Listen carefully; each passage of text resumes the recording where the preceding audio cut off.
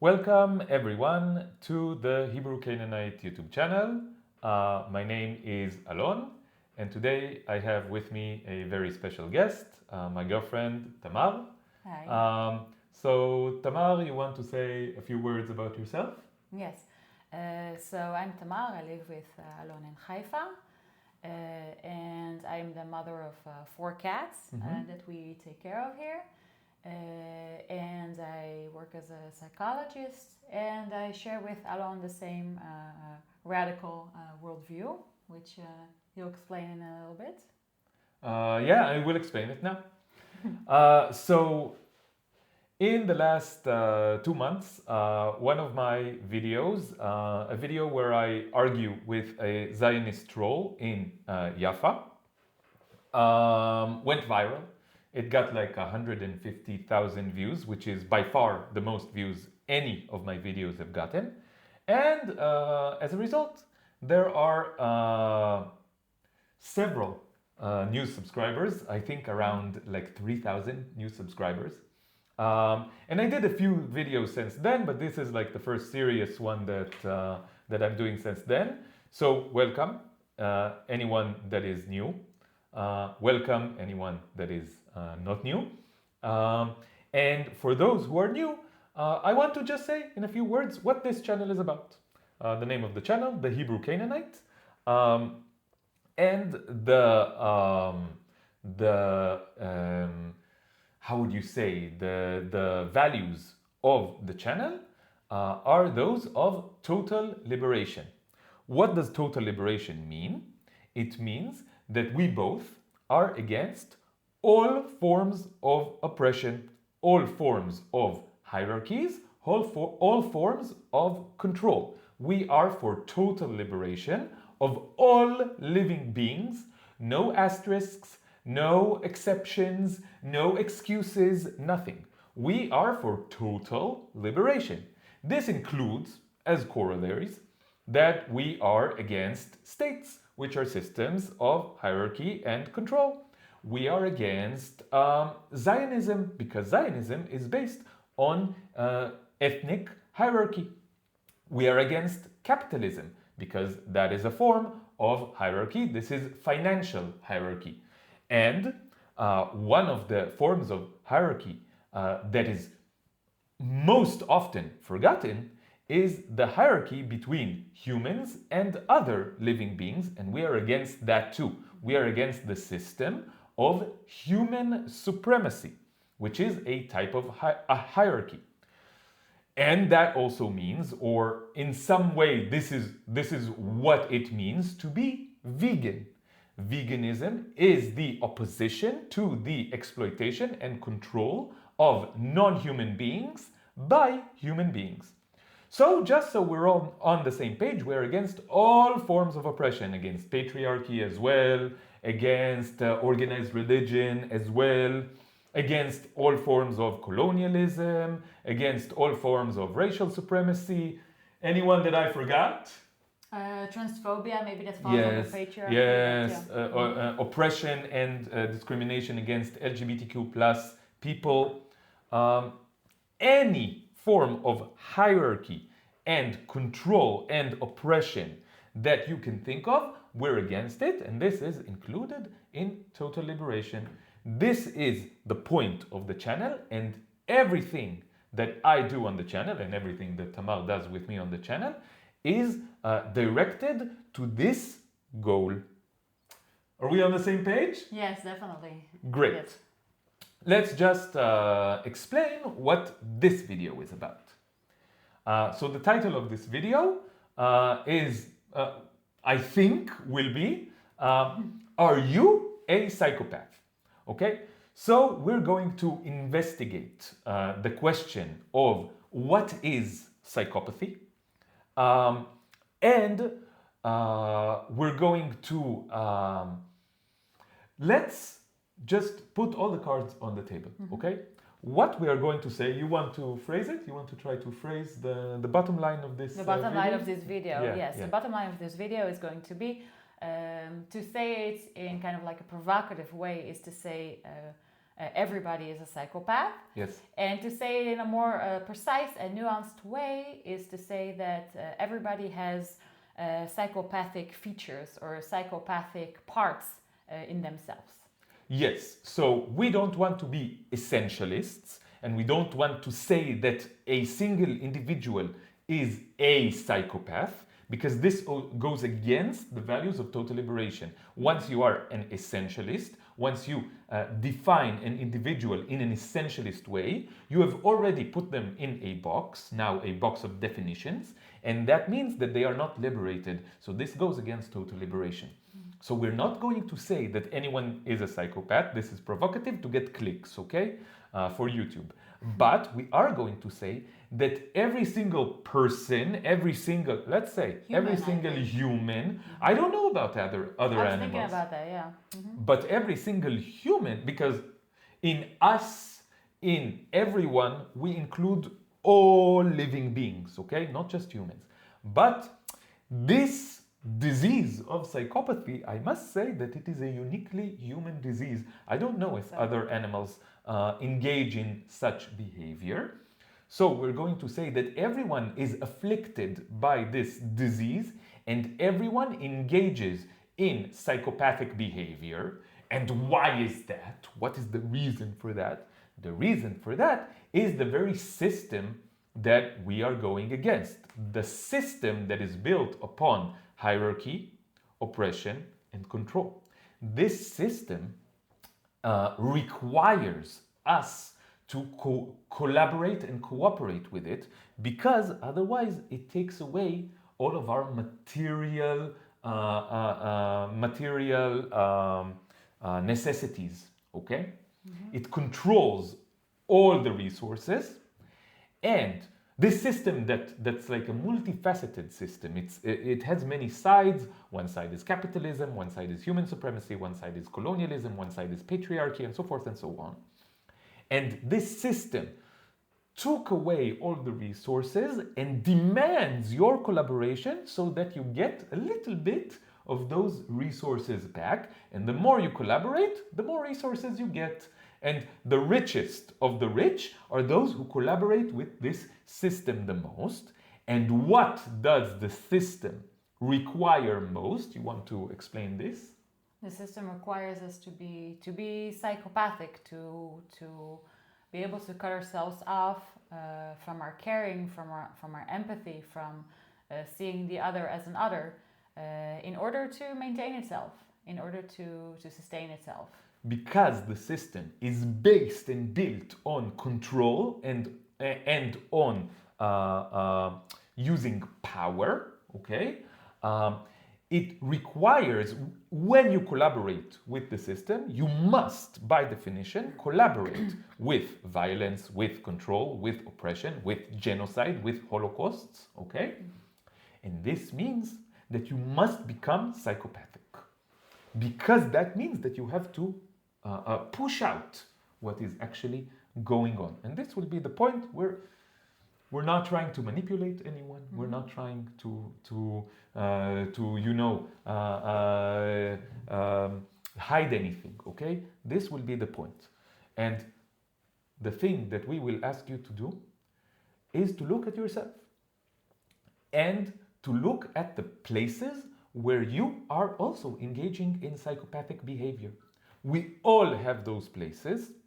Tamar and I also still have those places, and we are in the process of trying to look at as many of those places as possible, deconstructing what the system did to us, okay? Because the system goes deep into your mind and controls your mind. So you need to deconstruct this control, and after you deconstruct it, you can try to find better ways to act, which are not ways of collaborating with the system.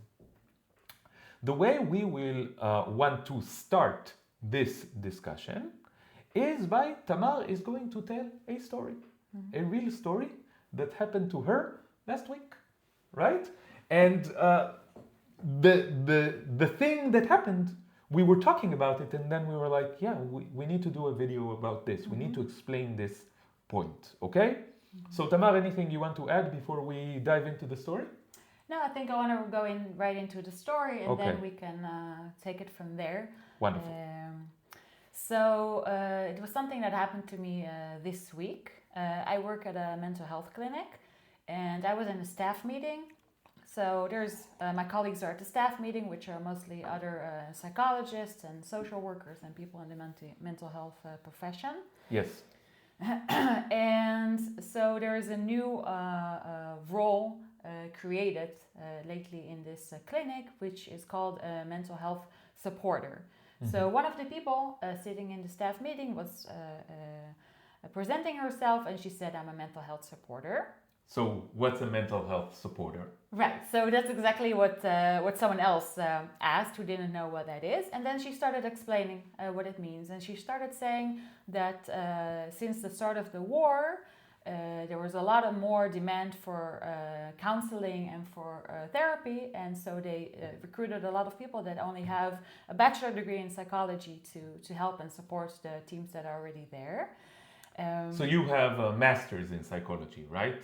Yes, a bachelor, master's, and then you have to do a 4-year residency Yes. and take the licensee exam. So they're like saying, come even if you don't have the qualification to be a psychologist, Yes. you can be a mental health supporter. And they train them and they do a course, and then they can do counseling, not therapy, they can do counseling and support the team. But what is the reason for this? What was the reason that they started this new title? The reason is that they really had a shortage of highly trained people, of psychologists and social workers, clinical social workers I'm talking about, that also have quite a long training trajectory. And basically, in the past 2.5 years, there's been a lot of demand for people that are traumatized or that have a lot of different psychological responses to everything that is going on. And this is the reason. So yeah, the poor Nazis feel bad about what they did, so they have psychological problems. Okay. Yes, there's when Tamar phrases things in a gentle way, I say them in a Right. more direct way. Yes. So anyway, so she was saying this. She said, yeah, ever since the war started, and the moment she said the word war, I had this automatic thing of an automatic thought coming up in my mind, where I thought to myself, what do you mean war? It's a genocide. So this is a thought that I have constantly, because people are talking about the war all the time, and they refer to anything that happened on the 7th of October and after that. And I don't say it out loud, because saying it out loud is a very controversial political statement that is best not to say out loud. Yeah, especially in your place of employment, this Yes. will cause many problems, okay? Yes, yes. We're living, I just want to, so that everyone is on the same page. We are living in occupied Palestine, in the occupied Palestinian city of Haifa, okay? We are living within Israel, within the Zionist cult. And Tamar works for a place that is, it's not strictly part of the government, but it's like It's partially public, it's partially private. yeah, public it's some healthcare. kind of- Public healthcare. Yeah, This is some what. kind of a combined Okay. structure. But the point is that in Tamar's job, she cannot speak freely because we're living in a fascistic society, okay? Not to mention a cult, okay? In its most deranged moment yet in history, okay? So we cannot speak freely. Even the fact that we are speaking now on YouTube in English, where no one in Israel is really watching, okay? It's still scary, okay? I'm speaking now, and I think, what if someone from Tamar's work sees this? So we're doing it anyway because we think it's important, okay? But It's not a comfortable thing. Yeah, You certainly yeah. don't feel comfortable with it. yeah, So I had this thought, and this is a thought that like I said, I've had many times. Every time someone talks very casually about the war, automatically this thought comes in my mind. You mean the genocide, without Yeah. without saying it, but just thinking it. And because it happens so often, it's like almost a daily occurrence. At some point, the words like lose meaning. It's just like an automatic thought where I think this thing, but it doesn't hold the same emotional meaning anymore. This word. yes. It's the same. It's the same as if someone talks about meat and Yeah. we think corpses. Yes. Okay, someone talks about eggs, and we think ground up baby male chicks. Yes. Someone talks about milk, and we think about a female cow being artificially inseminated, which means raped. Okay, and the male calf being separated from Yes. his mother. It's just Yes. for us, the way that we see things is different Yes. from the way that the majority of society, which is collaborating with the system, sees things. Yes. This happens very often, exactly also in that context, and it's an automatic thing. I cannot hear someone talk about cheese or milk or whatever and not think about the non-human beings' Holocaust in one way or another. Yes. It's like this automatic translation.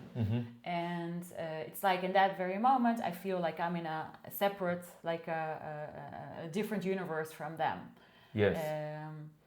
So when this happened, this thought, and at this point it was hard for me to continue listening to the rest of the things that she said, but what was different this time is that all of a sudden it dawned on me that this is actually what happened.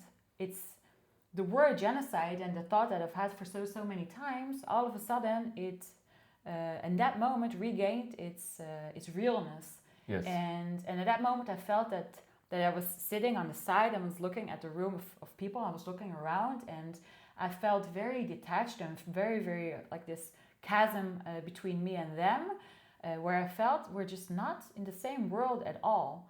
Like in this place where I'm sitting right now, a genocide was committed. A genocide was executed, and still is, yes.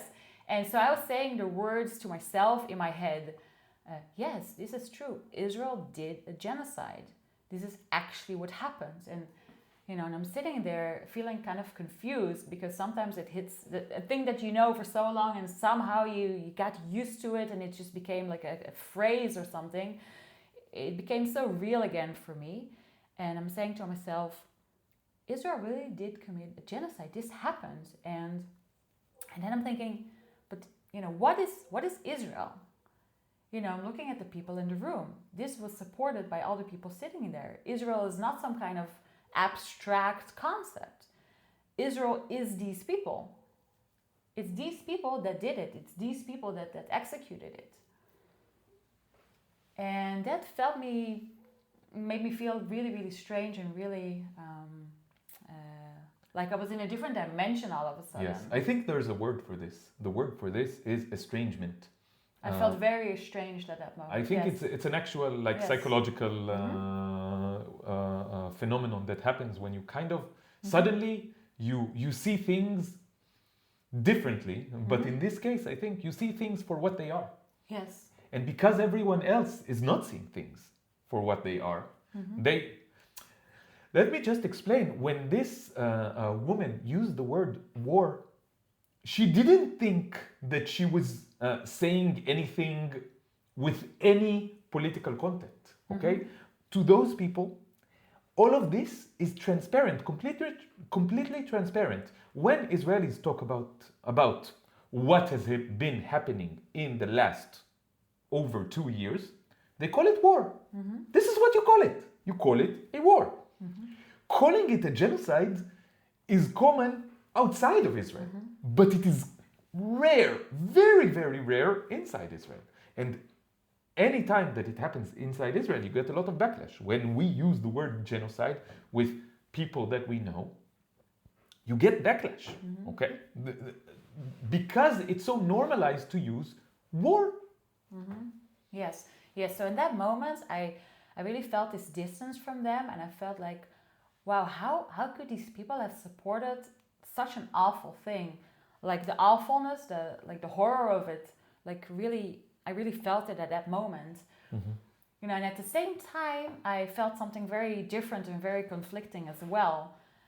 These are nice people. These are people, and I think that if any one of you were to meet these people and interact with these people, you would think that too. You would think these are just nice, pleasant people. You can talk to them, you can have a good time with them, and I like them. These are people that I work with. They're ordinary people, and I wasn't able to reconcile those two facts in that moment. I felt very confused. How can it be that it truly happened that the genocide was committed by support of these people. And at the same time, these are nice, ordinary people. These are not people that scare me. They're not monsters. They're not some kind of, person that obviously you want to get away from. No, these are my colleagues, my friends, people that I interact with on a daily basis. Yes. And I just sat there feeling confused and this fact that these are the people that did it. I mean, of course, we live here, so we are trying to reconcile that all the time, that this is actually being done by the people that we're surrounded with. We know this. It's not that I don't know. It's not that I don't understand it. But in this moment, all of a sudden, it just felt really hard for me. It felt like a contradiction. And yeah, both contradictory thoughts were present in your psyche at the same time in a very clear way, right? Yes. And then they clashed. Yes, because I think it's sometimes the way that we reconcile it is by taking some of the realness away from one of the sides. So I think at some points, maybe I know it's a genocide, but I don't really feel it. I feel like, something horrible happened, but it's kind of like in the background. I kind of can't process it, and it really can't be all that bad, maybe. And this is something that is completely encouraged by the cult, by the Zionist cult, by Jewish Israeli society. It's always in the background, okay? It's never really discussed because the repression of everything is part of the collective psychological mechanism that allows this to continue to happen. So most of the time you're in interaction with normal people, normal interactions with normal people, and you can and even must not forget about it, but put it in the background, because otherwise you would go insane. Yes. So and in other moments when it was more present or more in the forefront of my mind that this is what's happening, this is what they're supporting, I actually did feel a lot more distance from some of these people, and I would withdraw a little bit from the team. I would withdraw from these social interactions. And there was a period that this was the way that I was somehow able to, I don't know, I can't really call it reconcile, but deal with it. Deal with this kind of contradiction. Yes. So there's another story that I want to tell as well. Yes. Something that happens. No, but let's give the bottom line of the story before we go to the second story. That like the only logical conclusion from this supposed contradiction is that the fact is that normal people who are even nice, those are the people who commit genocide. It's just a fact. Yes. It's a fact of reality. And because it's a fact, we must reckon with it. We must acknowledge that this is reality and start thinking from there. And maybe this is the first part of our message, that it's not monsters who commit genocide. They're not monsters. They're normal people. Like the people you're surrounded with. Maybe like you. Maybe like us. So this is the place where we have to start thinking. Okay. Right. So now there's another story that's like the same kind of vibe, right? Yes, it's a similar experience that I had a week before that. I was at a workshop, also with my colleagues. It was a workshop for the entire team, for the people that I work with. And it was about preventing suicide, which is obviously something important in our line of work. And during these lectures, it was like a day-long thing. We were sitting together, we were talking, we were kind of laughing together. It was like a really nice atmosphere. And I really get along with these people. They're really nice people. And then lunch break came around, and all of them together, almost all of them together, went to eat at a steakhouse, which was right in the same building as where the workshop was held.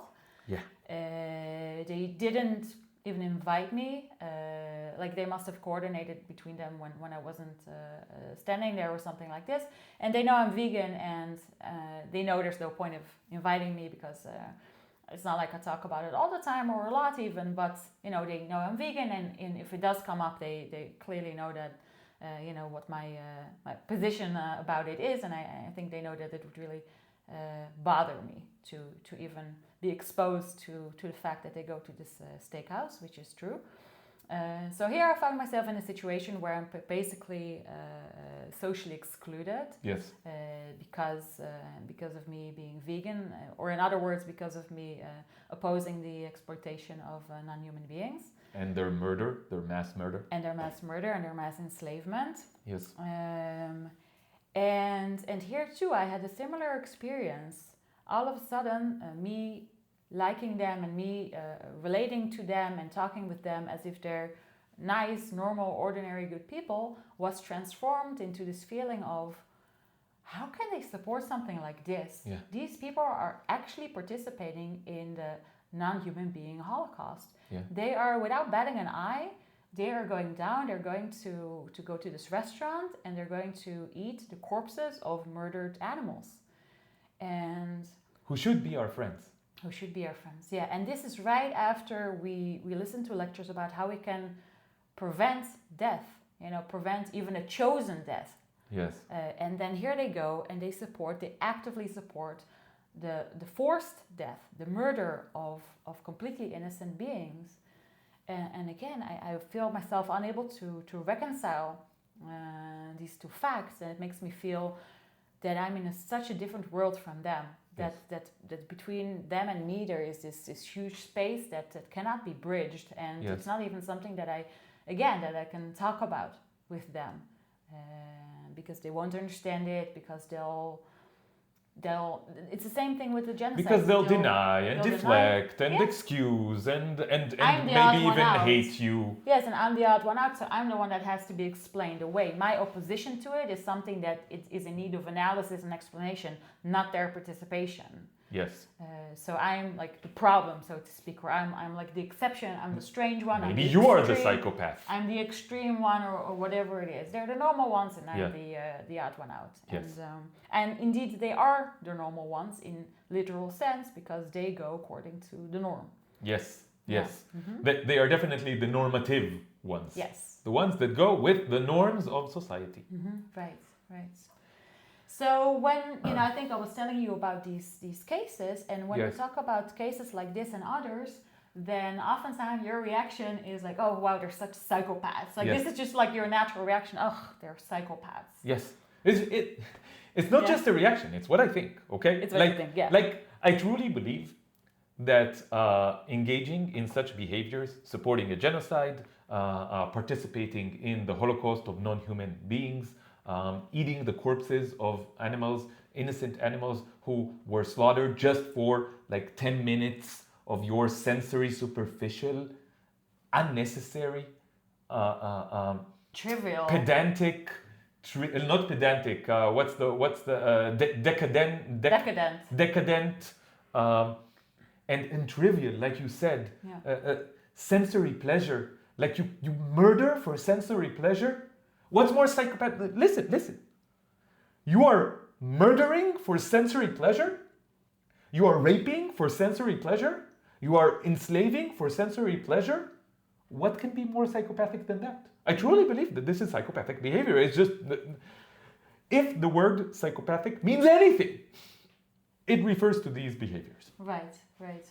And it's not even like the alternative is sensory displeasure. Yeah. Like I thought of that scene in the movie The Matrix. That we finally I watched it. Yeah, I watched it when I was a teenager, and then Tamar finally watched it like 2 weeks ago. Yeah, so the people out of the Matrix are eating this like slurry, and it looks disgusting. So that's not even the case. There's so much food. There's so many alternatives to eat that are perfectly fine and tasty. They're delicious. Yes. So we keep making vegan food. Yes. That is, I say vegan food, but we mean plant-based food. The plant-based food is the corollary of the vegan worldview. Worldview, but it's not even a worldview. It's just the acknowledgement that non-human beings are also individual, and therefore they should not be exploited, abused, and murdered. Okay? Yes, it's not an ideology. It's just the acknowledgement of reality. It's the taking away of the ideology, Yeah. the ideology that comes to distort reality and comes to make up stories about why non-human beings are worth less than humans, or why they don't have feelings, or all kinds of false beliefs that Yes. come to distort reality. So yes, I think it's an accurate way to phrase Exactly that. exactly like anti-Zionism is not an ideology. Zionism is an ideology. It's the belief that Yes. Jews are inherently superior and they deserve a Jewish ethno-state on Palestine at the expense of the indigenous population, right? That's an ideology. And then you need to make up a lot of stories to justify and to maintain this. Yes. So human supremacy in an analogous way is also an ideology, and veganism, which is the rejection of human supremacy, is not an ideology, it's just an acknowledgement of reality. Of reality. You don't have to make up any stories, you don't have to make any excuses, you don't have to build a whole house of cards to maintain this belief. You know, Yes. it's just reality, it's just obvious. Yes. So veganism is the moral position that acknowledges the fact that non-human beings are also individuals and therefore do not deserve the Holocaust that is being inflicted on them by humans. And what we make is plant-based food, which is the corollary of this acknowledgement that we need to eat plants and not those animals. And we make plant-based food that is, in my opinion, delicious. And I am becoming more and more convinced that it's more delicious in the rich and deep way that true deliciousness is than the results of the Holocaust, than corpses and other products made from this Holocaust. Yes, So, absolutely agree. yeah. Okay, so when we talk about these situations, what I say, yeah, they're psychopaths. This is psychopathic behavior. Right. And then what do you think about this? So on the one hand, I agree. On the one hand, I cannot deny this. You know, whether it's about supporting a genocide, and you know, I've seen the videos, I've seen the pictures, and you know, sometimes you want to forget, but it's easy to remember. You know, seeing the horrors inflicted upon the people of Gaza, and also I know what happens in the Holocaust of the non-human beings, and I've seen videos and photos of that too. It's just it's worse, it's more horrific than any words could ever describe. So supporting that willingly, I was going to say knowingly, I don't know, like half knowingly and definitely willingly, it must be a psychopath that does that. So, you know, when I have that feeling and I am with these people, that all of a sudden I see what they're supporting, and all of a sudden I see that distance between me and them, then I see that thing, I see that's detachment. So on the one hand, I agree, and yes, that's just psychopathic behavior. Those are psychopathic actions. But then on the other hand, another part of me, this is kind of like the psychologist part of me, thinks of the... Well, technically... Yes, thinks actually... of and also I think the way that people commonly think about it, like the psychological definition is in line with the way that like regular people think about what's a psychopath. Yes. First and foremost, I think people think about a psychopath, they think about murderers. So that's not necessarily the case. Psychopathy, as defined by psychologists, there's a whole list of symptoms, but one of the key symptoms is lack of empathy. And this is something that is, I think, widely recognized by people, psychologists and non-psychologists alike, that this is a hallmark of psychopaths. And according to this definition, again, which has another list of elements, a part of it is also doesn't seem directly related to this lack of empathy. It's, for example, having a lack of fear or understanding of repercussions. So this is where the whole kind of like definition in the societal sense comes in, that 1% of society is defined as a psychopath, according to these symptoms. So what is empathy really? What can you say in 2 sentences? What is empathy that those psychopaths lack in a clinical way? So they're talking about emotional empathy, and they highlight that oftentimes psychopaths are actually really good at cognitive empathy. They're really good at understanding the other person but they don't care. So the fact that they understand makes them really good at manipulating others, for example, but they lack the feeling where you see someone else who is suffering and you see someone else who is being hurt. They lack the kind of the echoing feeling within themselves. It's there's this term called mirror neurons, which is kind of the explanation on a neurological level that when a person who has empathy sees someone else suffering, then that suffering, seeing the suffering also evokes in us a feeling of suffering, a feeling of pain. So empathy, this is literally the meaning of the word empathy, that you feel with someone else, the pain of someone else. But also the positive feelings, I'm guessing. Yes. This goes both ways. If someone laughs and is happy, then you also feel happy. You feel affected by the way that others around you feel. Yes. So this part of my brain is saying, no, but they're not really psychopaths because, I know them and they're sensitive people and they care. I know they care because I see them in their interactions with me. I see them in their interactions with clients and the way that they talk, and they care so much about clients, and it's not for nothing that they became social workers or psychologists. It's a I would say that more than average, these are people that actually care, and even some of them care deeply. This is why they were attracted to this kind of profession, right? Yes. So these are people who are not, in some sense, they are not normal because they are more sensitive. They should be more empathetic than average, and they, in many senses, are more sensitive, more empathetic than others. And still what? Mm-hmm.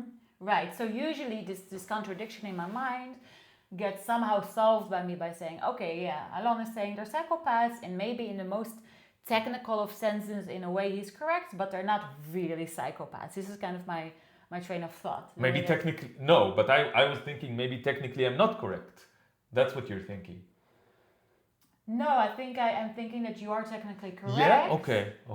Not by the definition by psychiatrists, maybe, but by some kind of a deeper intuitive definition of what is required to maybe support for you, horrible acts. Yeah, maybe for you, you think if they are psychopaths, I should be scared of them. Right? Yes. And I should feel very uncomfortable being near them. Exactly that, and also they're the exception. Yes. It cannot be that 99% of people are psychopaths. The word loses meaning if this thing that you're using to describe them applies to almost everyone. And this is actually also one of the tenets of psychology, that it's based on the norm. It's very normative, and therefore it's also based on the exception. So if everyone is feeling a certain way and it's very like a low mood, it still will not be called depression. So everything is always measured up against a certain norm, and this is part of pathology or pathologizing in psychology. Yeah, and this is part of the way I think that psychology as a profession and as a system collaborates with the big system of oppression, which is something that we might want to make a whole episode about, right? A whole discussion about how psychology, the profession of psychology and psychiatry and mental health in liberal, Western, capitalist society is actually a part of the system. Definitely. But I think that now we need to kind of solve an apparent contradiction. So we look at these people and we say, no, they're not psychopaths because they're normal people. Everything is okay. They're functioning in society. And they do have empathy. They do care about others. It's not like they lack the ability to care about others. There is it's not like they don't have a certain organ or something like that. Right. But on the other hand, it's also true that they are engaging in psychopathic behavior in the sense that they are supporting the genocide in Gaza or eating the corpses of cows and chickens who were murdered for their sensory pleasure. So there is a detachment here from the suffering of others and their own participation in the suffering of others. So I think that in order to solve, this is a general principle in, I think, just logical thinking, okay? when you have two things that you know to be true and they seem to be in contradiction, the thing that you need to do is increase your resolution. Okay? Go to a finer resolution. It means that you are being an essentialist, okay? That you are engaging in essentialist labeling. And that really the label psychopath, maybe it's not a productive label, just not intellectually productive to use this label of psychopath on people. Maybe there are some people who are just psychopaths from start to end. I don't know. Maybe there are. But I think it's more productive to change our resolution and to talk about psychopathic behaviors. It's not that certain people are psychopaths and certain people are not psychopaths.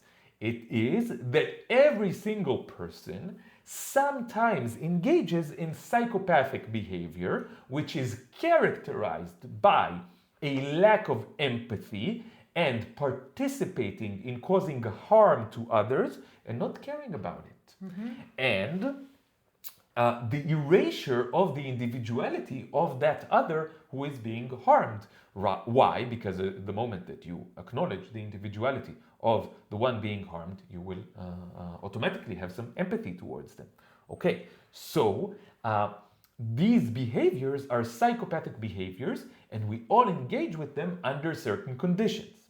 And maybe now, if we want to so now the thinking starts because we increased our resolution and we're not engaging in essentialist labeling. Now we can start thinking. And now we can start thinking, okay, so it's not, oh, he's a psychopath. That's it. They're normal, they're a psychopath. That's it. Nothing else to say. What else remains to say? The normal people will be rewarded, and the psychopaths will be punished. Right? That's it. That's it. That's everything that you can do if you engage in essentialist behavior. But if you talk about psychopathic behavior, you can ask, okay, so what is the cause for this? Why would people who are otherwise empathetic, who are otherwise kind and nice, engage in such behavior? And this, I think, is where the real realization starts. So you want to say what you think about this question? Yes. So first I want to relate to the question. I had another moment of clarity after these two experiences. And after we had one of those conversations again in which you said they're psychopaths. I was thinking about this, like why do I say yes on the one hand it's true, but on the other hand it's not? So I started talking about the image that I have of actual psychopaths versus the regular people, like the people I work with that I cannot place in that same category. So I was saying, okay, but there are differences. Like an actual psychopath, they harm the person or they just go out and harming people and they don't care. And then I'm like, yeah, but that's the same.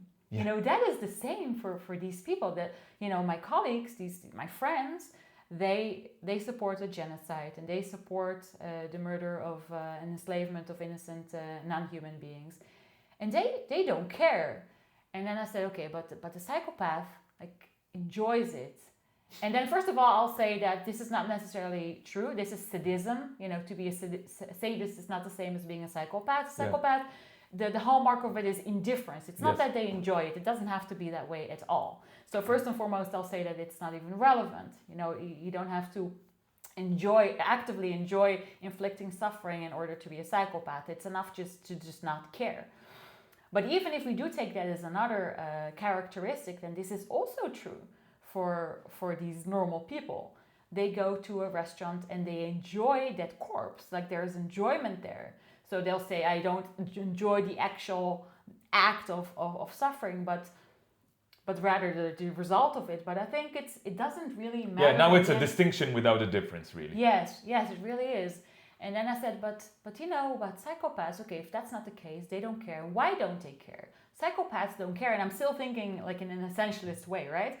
So psychopaths don't care because they don't actually have a concept of the fact that there are others that have feelings and emotions. And I'm like, that is also the same. Yes.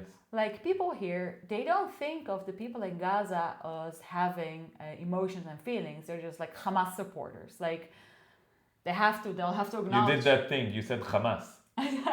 Hamas supporters. Maybe you have some more cleaning up to do. Yeah.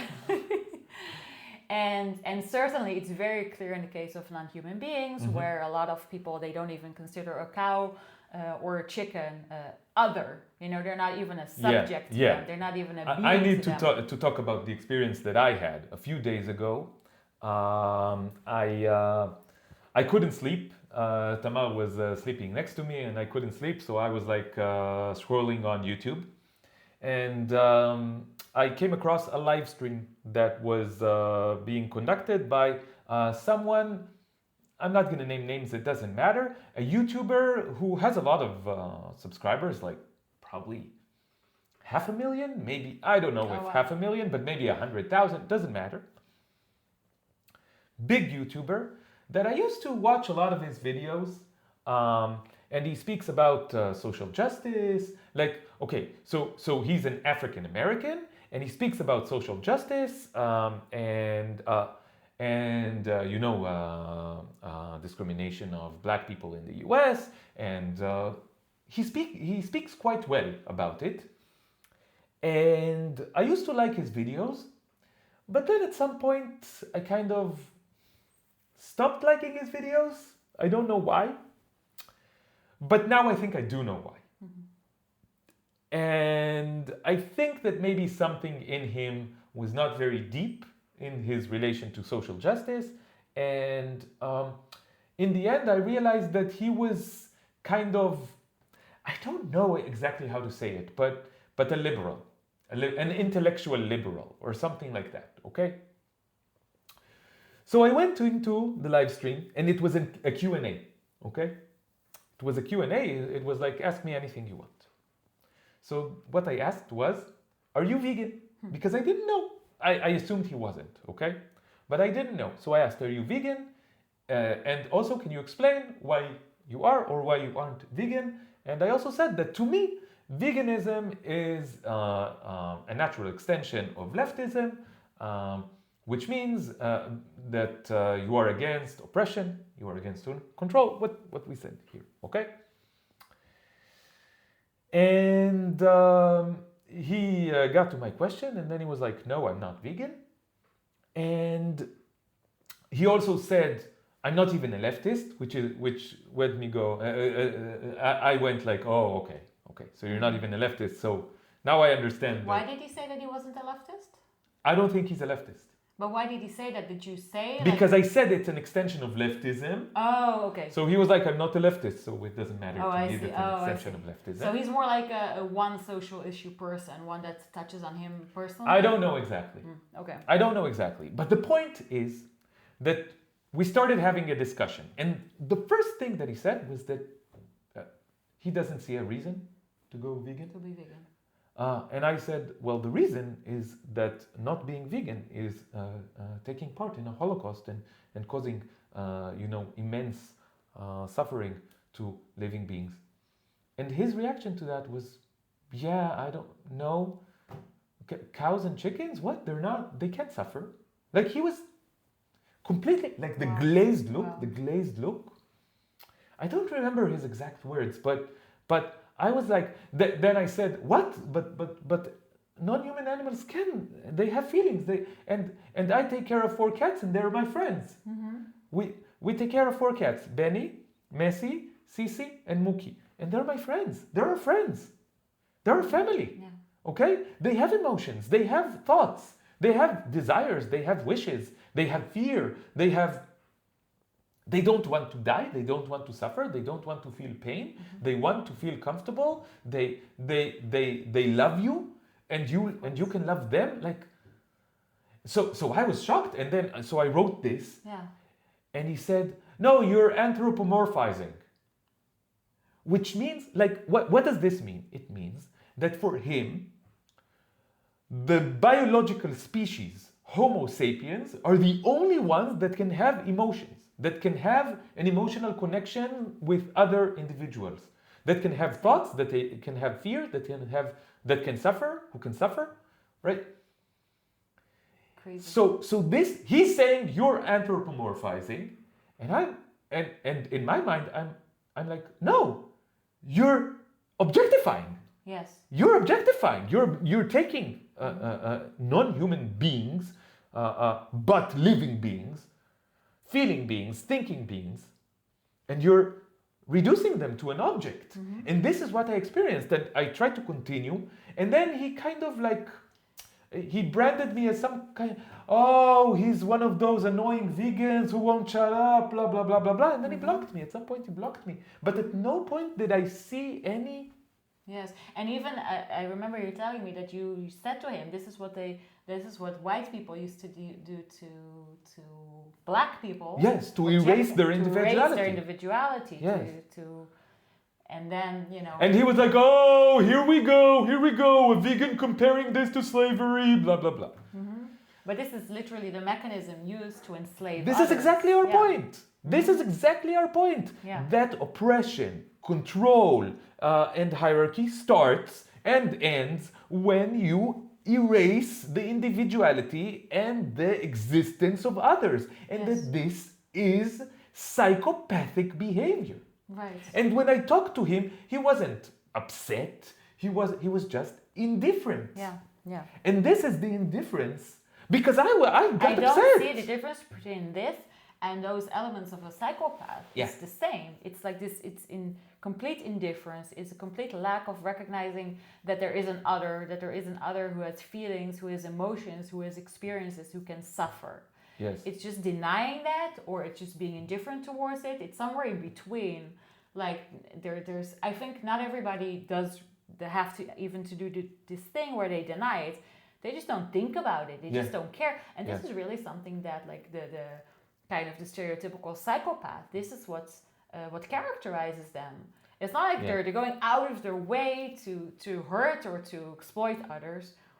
They just do it when it suits them, and they just don't care. There is no reckoning. There is no taking into consideration and making a moral stop because you feel pain and you care if it starts harming someone else. Yes. So it doesn't really matter if they know, they don't know, it doesn't touch them. Yeah. And I was thinking about this, and I'm like, I cannot see a difference between this and between the way that most Israelis relate to Palestinians. Yes. And I cannot see a difference between this and the way that most humans relate to non-human beings. Yes. It's the same. And I just want to emphasize that this experience that I felt with this YouTuber is completely identical in the way that things operate to the experience that I have with many, many Zionists.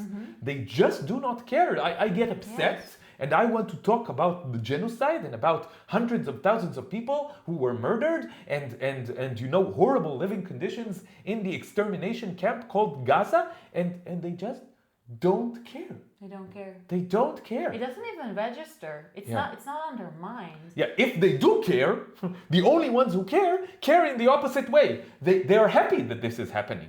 Okay? Yeah. So what is this is psychopathic. They are. It is. You know what? Yes. Huge chunks of Israeli society, they are not just indifferent. They are actively joyous when they hear about the suffering and the horrible things that are happening in Gaza. I remember at the start of this war, of the genocide, of this, also when I go deeper and deeper and deeper, and I see that calling it a genocide is even not something that is reducing what's going on, because the genocide started in the beginning of the 20th century. It was an ongoing genocide, and this is just the most deadly part of the genocide so far. Okay? So, at the beginning of this current phase, I remember I went into those Telegram groups where you can, if you dig up in my Instagram page, or maybe I can link to it in the description of this video. If you scroll down, you will see that I did reports from Telegram groups where people, they uploaded images and videos from Gaza, of Palestinians from Gaza, and they would make jokes about it. Like really, really, really disgusting jokes. And the point is that many, many Israelis, maybe even the majority of Jewish Israelis, actively enjoy hearing about these things. And they will also, a lot of them will justify it by saying, yes, these are terrorists, and Yeah. it gives me a sense of satisfaction knowing that those people who did the horrible things on October 7th are now dead. And Yes. it's like the sense of retribution. So Yes. some of them, but it of course it generalizes to everyone, and nobody actually checks if it was a Hamas fighter or a non-fighter, Hamas. right? Nice, you learned. Whatever, who was killed. Like nobody cares to check. Nobody does Yes, of check. course. It's just a general sense of joy or They just have satisfaction. Yeah. And you know what? A lot of carnists, people who participate willingly in the Holocaust of non-human animals, a lot of them are also happy about this. There are pages for vegan, messaging that get almost all of them.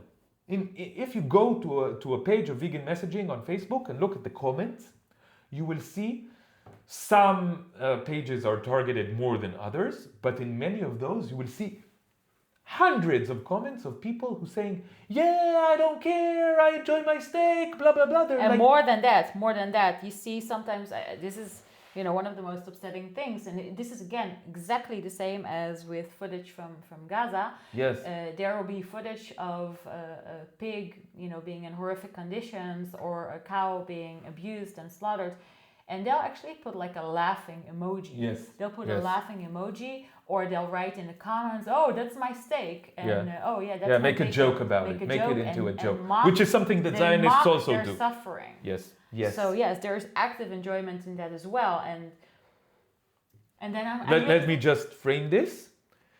Mocking the suffering of your victim is something that all supremacists do. Think about it. Zionists mock the suffering of Palestinians. Carnists mock the suffering of cows and chickens. Male chauvinists, they mock the suffering of women, right? This is something that is an integral part of systems of supremacy. Please notice this, because it might seem trivial and unimportant, but I think it goes very deep, and it's something that the more you notice and the more you think about, the more you understand how supremacy and oppression works. And maybe we will also make an episode just about this point. So just one last point about this before we talk about the systemic part of this. Yes. Is that here too, when I think of the kind of the stereotypical psychopath, the one recognized by society and by psychologists to be a psychopath, may now say, okay, but this mocking and this what you're talking about, these are defense mechanisms in order to deal with the suffering that they're causing, and they can't deal with it. And I do not disagree. But then I'm saying, so who's to say that the ones that you actually brand psychopaths don't also have that same mechanism? Yes. Like, what do you mean they don't have empathy just because? Like, are you saying they don't use these defense mechanisms? Maybe people that are recognized by psychologists as psychopaths also use this as a defense mechanism. They have maybe had a very early trauma that did not enable them to connect with their empathy, and so now instead of feeling bad, they're actually enjoying, or like sadistic tendencies, I think, are very related to their defense mechanism. So yes. again, it's the same. The more I think about it and I deconstruct this, it's the same thing on a psychological level. Yes. The difference is only how normalized it is, and of course, this is where the connection comes to the system and the systemic psychopathy. Yes. So let's make this very explicit. The only actual difference that I can think about, and also I don't know if this is an actual difference, is that in this case that we're talking about, the psychopathy is collective.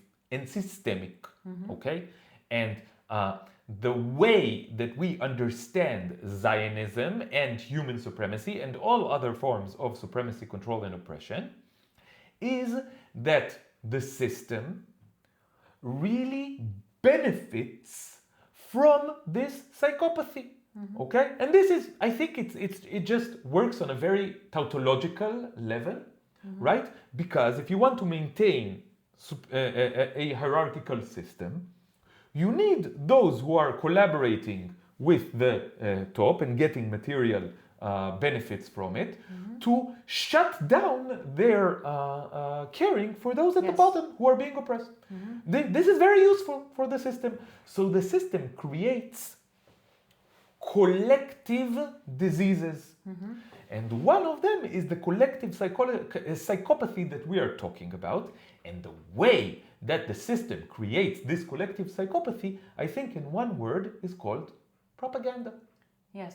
And indoctrination. Indoctrination, maybe propaganda is one part of indoctrination. Yes. From the moment you are born into Zionism, from the moment you are born into the system of human supremacy, from the moment you are born into capitalism, the patriarchy, some kind of religion, organized religion, a cult of some kind, from the moment you are born into this system, you are being indoctrinated every single moment of your life that what is going on is normal and okay. You are indoctrinated that the oppression of the Palestinians is natural and okay if you are born into Zionism.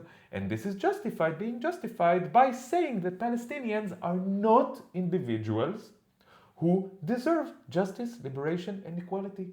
You are indoctrinated into thinking that cows and chickens and pigs are not individuals who deserve liberation, who deserve justice, and who deserve equality. And the importance of normalization cannot be overstated. Even someone who was able to get out of the indoctrination and look at these situations from the outside, such as me, even I had a hard time to recognize this as psychopathy. And it's such a deep feeling that, but if everybody or almost everybody does it, it cannot be. And then I think about this phenomenon where a lot of people who are outside of Israel, outside of Palestine, and they criticize, not even criticize, they see what's going on, they see the genocide, and they see the way that Israelis respond to what's happening, what they're doing to the Palestinians.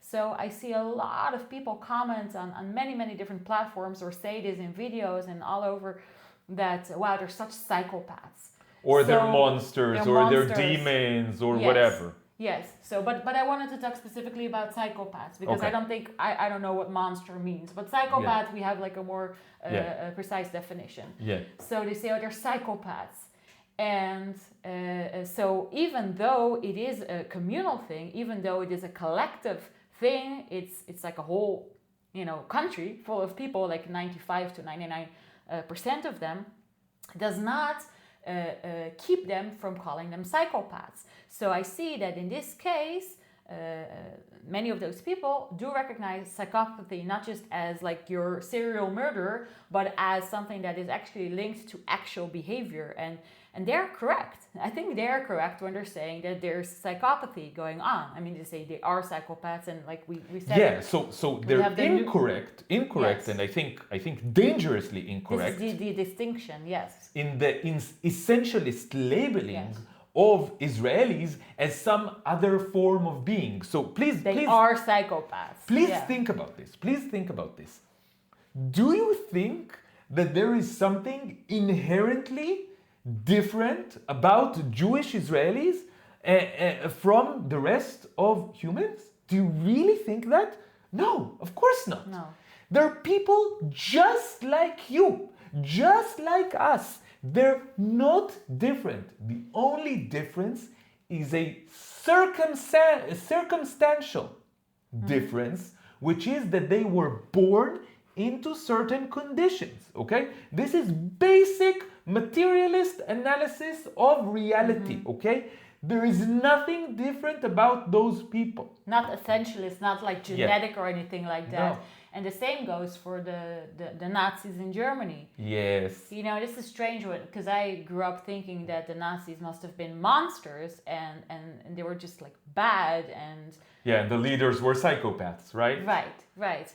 But then when you stop to think about it here too, you realize that they're just a people, and yes, there was a system there that indoctrinated them and made it into I think you can say a psychopathic society, you know, like a collective psychopathy that came over them and they made them participate and cooperate with this, you know, horrific thing. So that is what's going on. That's what happened there, and that is also what's happening here. Not that people... So then you can say, okay, but if they're born into it and they grew up into it, okay, so now they are psychopaths. So here is where the distinction becomes important. Because then you can have the situation in which you experience a person personally. I know them personally, like I said, these people, and I experience them as pleasant, as nice, as not scary, and they're empathetic. They have empathy. They are affected by others close around them, and their clients, and they have a lot of empathy for me, for their colleagues, and they have this quality. It exists in them.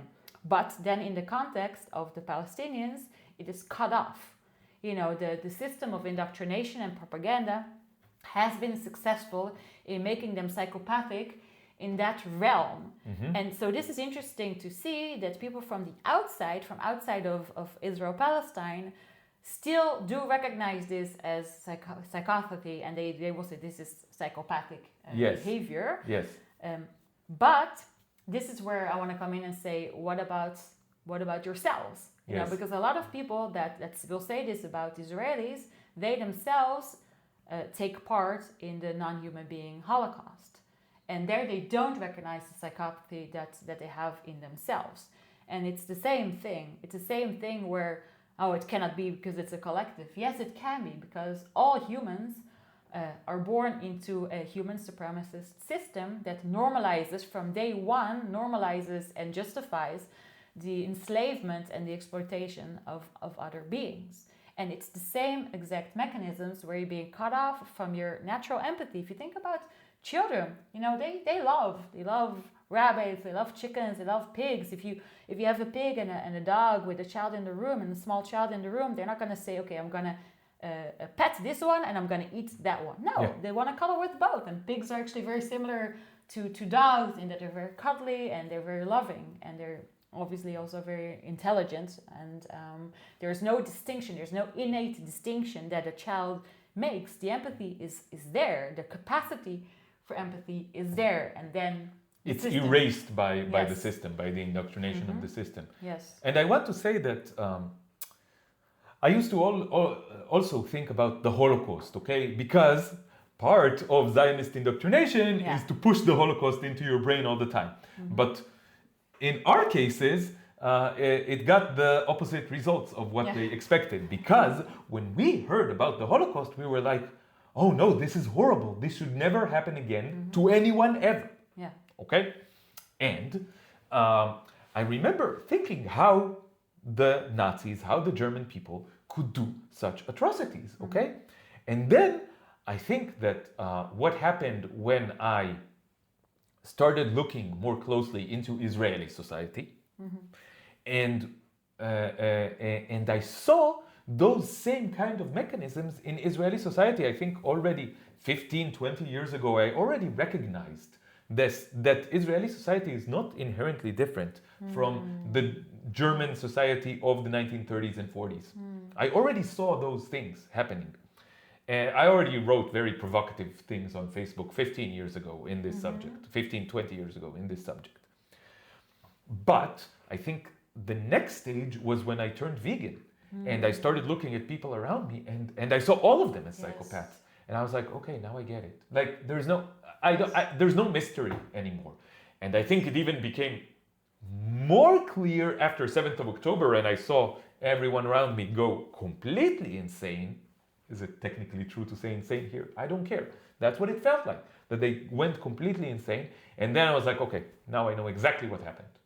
in Nazi Germany in the 1930s and 40s. I know exactly what happened. Yes. I don't have. Listen. I'm not surprised anymore, or I don't have like wonder anymore about what happened in Germany in the 1930s and 40s. I understand. I understand. Like, yes. I still don't understand in the sense that, what the fuck?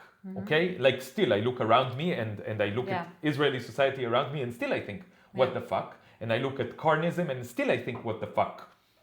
But that is the only thing, that is the only part that, which is, I understand this as much as I understand this. Yes. Yeah, that's something that happened to me too. That when I went vegan, that it all of a sudden shed a very different light on the Jewish Holocaust and what happened there. And this is one of the things that happened to me too when I went vegan.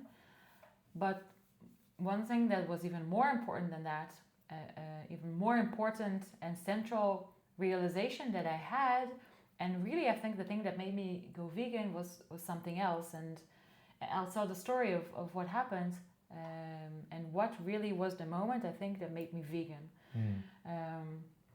So I was trying to get more information about what's going on into the industries. I was looking into it already myself to really know what was going on in the different industries. Yeah. And then I watched a lecture by some organization called Transparent Walls. Yes.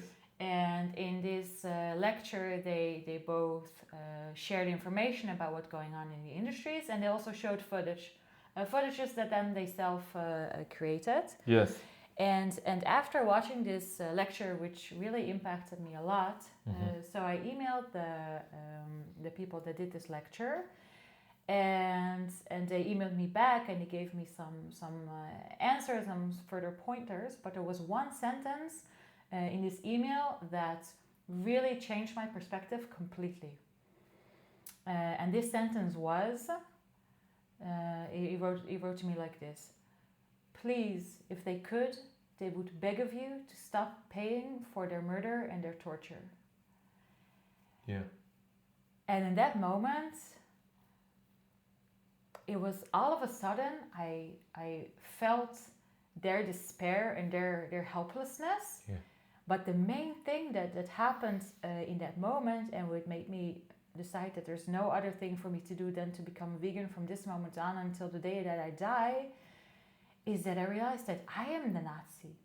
All of a sudden, I saw myself through their eyes, and they're begging me in their cages, and they're being tortured, and they have nothing, they have no defenses, they have no power whatsoever to fight back or do anything. All they can do is beg, and they're begging me. I'm that person. Yeah. I'm that person doing that to them. And that is the moment that everything changed for me. I'm like, I am the Nazi. I am capable of this. Yes, I am the psychopath. I am the psychopath. It's not them. It's not someone else. It's not some like far away evil happening in some other place, in some dark place where there's some kind of like, I don't know, monster that doesn't belong to the natural world or something like this. No, this is happening here, right now, within me. Yes. And that is what changed everything for me. And I think that is the deepest understanding, that in order to really be against oppression and to really be part of a revolution, we have to recognize the psychopathy within ourselves. Yes. Yes, I think that the system uses each and every one of us, indoctrinates each and every one of us. And if we want to change the system, this must go through change in our own individual psychology, in our own spirit. And I think that there are exactly two ways that you can approach your participation and collaboration with the system. One way is to try to deflect it, to deny it, to excuse it, to explain it away, to ignore it, to repress it, to be aggressive towards those who put a light on it. Yeah. And the other way is to look at it sincerely, to acknowledge that we are part of it. I acknowledged that I was part of the oppression of non-human beings, and I acknowledged that I was part of the oppression of Palestinians. And I acknowledged that as a man, I was part of the patriarchy and the oppression of women. And I acknowledged that as a straight cis person, I was part of the oppression of LGBTQ plus people. And I acknowledged that as someone who was born into a middle class family, I was part of the oppression of poor people. And only when you acknowledge it can you start deconstructing this in your own mind, and then stopping or reducing your collaboration. And if every single one of us looked sincerely at our own collaboration with the system and reduced the collaboration with the system, each time we do this, the system becomes weaker. The more people do this, the more fronts that they do this on, the weaker the system becomes. This is how true revolution happens. This is how the true revolution happens, when we all stop collaborating with the system and start resisting the system. And in order to do that, the first step in solving a problem is acknowledging that the problem exists. We have to look at ourselves and see that we are the problem. And therefore, the only way that we can solve the problem is to make a change within ourselves, first and foremost, and then demand the same from others.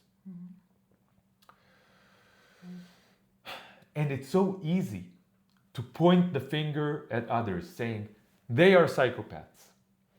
But it's much, much more difficult and much, much more important to point the finger at myself and say, yeah, I'm also a psychopath. You are also a psychopath.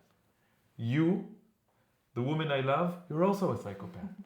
We're all psychopaths. And we need to heal ourselves from this collective psychopathy for everyone's sake. Any final thoughts before we close up this episode?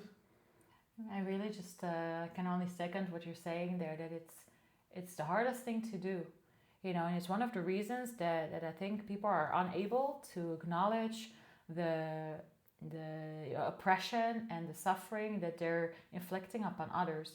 And this is true for Israelis. They cannot acknowledge that what the Palestinians have undergone at their hands is a genocide, because they would say something about themselves.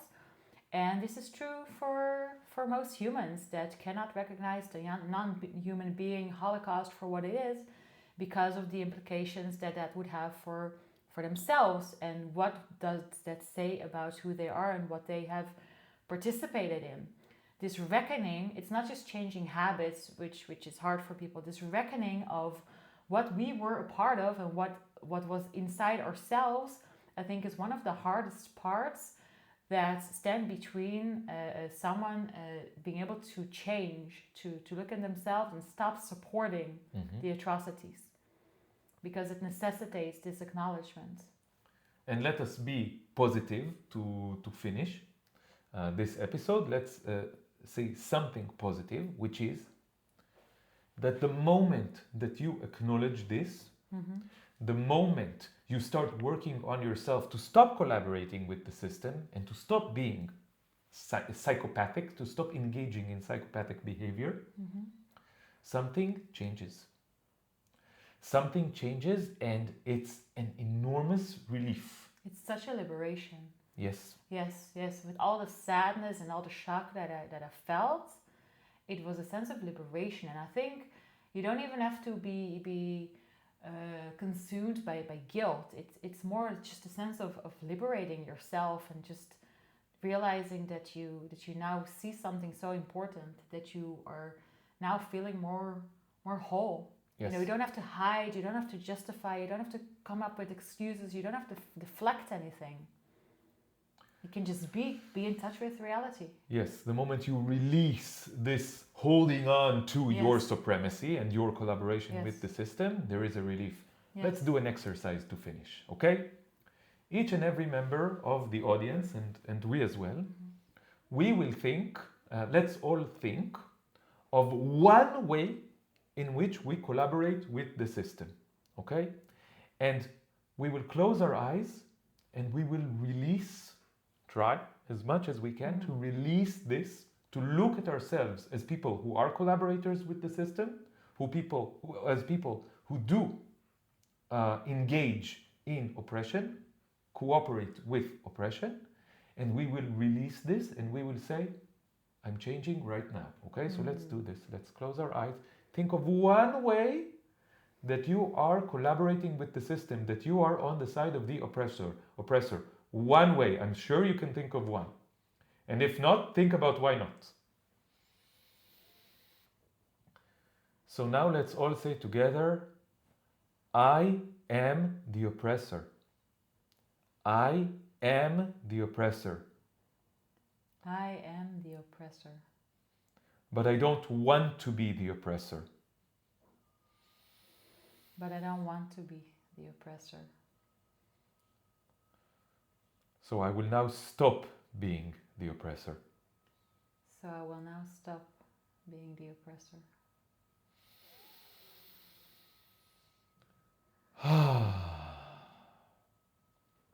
We can open our eyes and hopefully we have changed slightly for the better. And hopefully we can do this every single day of our lives.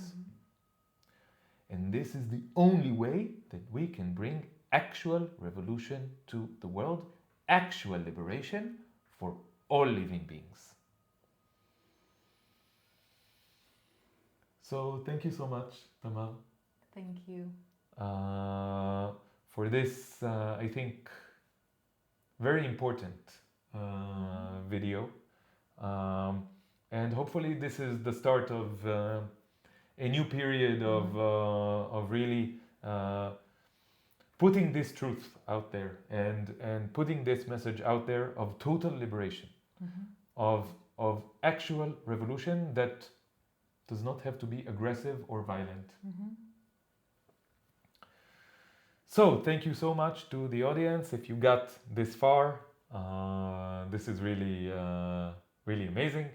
I will just plug that I have a Patreon. If you look up the Hebrew Canaanite on Patreon, you can contribute to what I'm doing here by a very small monthly payment. You can do small, you can do bigger if you want, if you have the funds. I will put the link to the Patreon at the bottom of this video, of the description of this video. But more importantly than that, like and subscribe, and share this video with people who you think will find it interesting. But actually, more importantly than that, please let us all look at ourselves and do the deprogramming from the indoctrination of the system that has caused us to become oppressors, that has caused us to become psychopathic. Yes, amen. All right, total liberation for everybody.